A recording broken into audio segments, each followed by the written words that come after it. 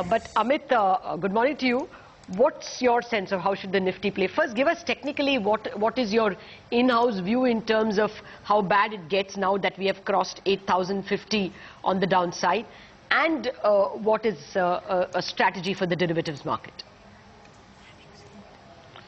See, if you see this particular fall which started after the monetary policy from 84.50 levels, in the option segment we have seen that the major addition has come at 8200 call option and 7800 put option.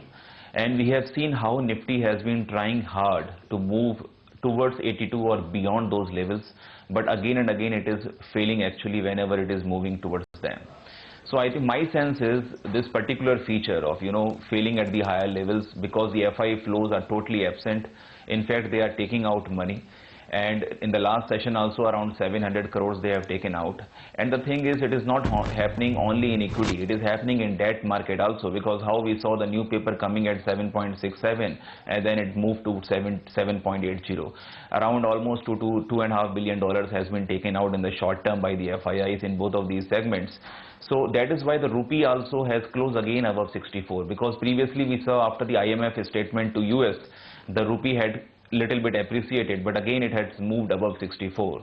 So combining all this, I think Nifty is definitely under some selling pressure and it is likely to move towards 7800 in the coming weeks. The immediate target for the index comes at 7960. So I think from here another 80 points of downside is possible on immediate basis, and that is why we are writing 8200 call option right now.